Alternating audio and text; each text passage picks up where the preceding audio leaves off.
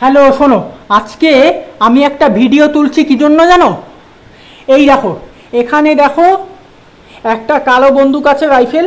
এটা আমি কিছুদিন আগে একদিন আনবক্সিং করেছিলাম, করে এটা ভিডিও তুলে পাঠিয়েছিলাম। এবার আরেকটা রাইফেল আমি কিনেছি, সেটা দেখাচ্ছি, ক্যামেরার সামনে গিয়ে দেখাচ্ছি। এই যে এটা দেখতে পাচ্ছ, এটার নাম হচ্ছে M40 রাইফেল। এটার নাম হচ্ছে M40 রাইফেল। এবার এইটা আমি 2 বছর আগে কিনেছিলাম, সেটা দোকান থেকে কিনেছিলাম। এবার দোকান থেকে কিনলে কি হয়েছে, ওটা নষ্ট হয়ে গেছে। দুবার কিনেছিলাম, দুবারই নষ্ট হয়ে গেছে। প্রথমবার কিনেছিলাম, তারপরে এবার আমি কিনিনি, ওটাকে রিপ্লেস করে নতুন জিনিস কিনেছিলাম, ওটাও নষ্ট হয়ে গেছে। ওই জন্য এই কিছুদিন আগেই আমি এই যে M40 রাইফেল এটা আবার কিনেছি, কিন্তু এবারে দোকান থেকে কিনিনি, এবারে আমি অনলাইন থেকে কিনেছি।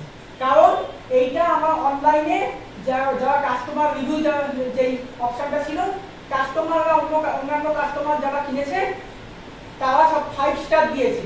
99% মানুষ 5 স্টার দিয়েছে, এখানে 5খানা স্টার। ওই জন্য আমি ভাবলাম যে এটা অনেকটা ভালো, ওই জন্য কিনেছি। এইবারে কিনে আমি টেস্ট করছি, সব ঠিক আছে, কিন্তু লক্ষ্য করে দেখো প্রত্যেকটা রাইফেলের এখানে কিন্তু এক ধরনের স্কোপ থাকে। স্কোপ এরকমভাবে দেখতে হয়, স্কোপ থাকে।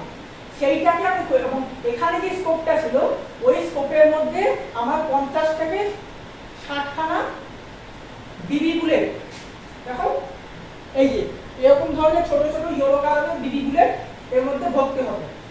হয়ে ওখানে একটা ছোট্ট গোল ঢাকনা পড়েছিল, ওটাকে লাগিয়ে দিতে হতো, তারপরে এভাবে করে শুট করতে হতো। কিন্তু সেটা আমি ট্রাই করেছিলাম, কিন্তু আমি সাকসেসফুল হইনি। কেন বলছি, ওখানে যে স্কোপটা ছিল, স্কোপটা এরকম মানে এবড়ো খেবড়ো ছিল, বুঝলে? স্কোপটা এবড়ো খেবড়ো ছিল, ওই জন্য গুলিগুলো আমার স্কোপের যে তলাতে যে ফুটো দিয়ে বন্দুকের ভিতরে ঢুকতে পারছিল না। ওই জন্য আমার গুলিগুলো বেরোচ্ছিল না, গুলি ভরা ছিল কিন্তু গুলি বেরোচ্ছিল না। ওই জন্য স্কোপটাকে খুলে দিয়েছি। খুলে দিয়ে আমি কার্ডবোর্ড বা পিসবোর্ড যেটাই বলো না কেন সেটা নিয়েছি, পিসবোর্ডের টুকরো নিয়েছি। নিয়ে আমি এরকম একটা মাপে, এরকম একটা মাপে আমি পিসবোর্ডের টুকরো কেটে এখানে বসে দিয়েছি। দেখেছো, বসে দিয়েছি। তারপরে আবার সেই একই পিসবোর্ড নিয়েছি, নিয়ে এখানে এটার মাপে আমি লাগিয়ে একটা ঢাকনা বানিয়েছি। এটা ঢাকনা, মানে এর মধ্যে গুলিগুলো থাকবে। এই যে দেখতে পাচ্ছ, এটা হচ্ছে ব্যারেল। এই ব্যারেলের মধ্যে গুলি থাকবে, এবং সেই গুলিগুলো যখন লোড করবো, যখন ফায়ারিং করবো, এবং তোমরা ভালো করে জানো পুল ব্যাক অ্যাকশন হয় বন্দুকে। এখান থেকে যদি ফায়ার করি তাহলে এরকম হয়ে যাবে।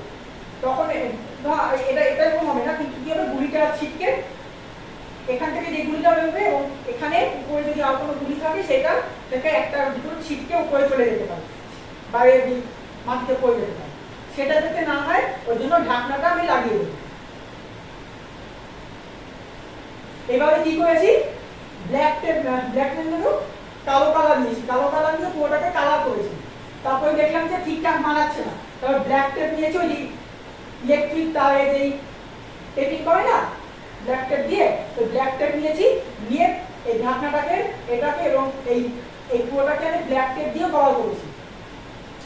তারপরে ভাবলাম যে এই যে অরেঞ্জ কালারের যে পোর্শনটা, এটা এখন দেখতে ব্রাউন খয়েরি রঙের লাগছে, কিন্তু এটা অ্যাকচুয়ালি অরেঞ্জ ছিল, এটা অরেঞ্জ ছিল।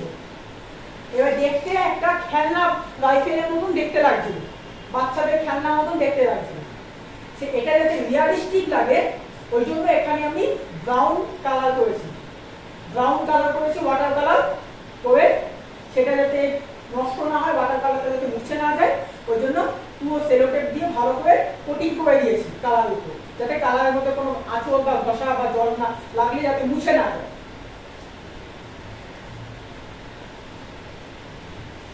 এটা তাহলে লুকটা দেখতে আরো অনেক বেশি ভালো লাগছে। আর এখানে ছোট্ট একটা লেজার লাইট দিয়েছে, কিন্তু এই লেজার লাইটটা আমার চার্জ নেই, মানে লেজার লাইটটা ব্যাটারিটা তো ডাউন দিয়েছে, নতুন ব্যাটারি লাগাতে হবে। এবারে দেখো 1 মিনিট, পরের ভিডিওতে বাকিটা বলছি।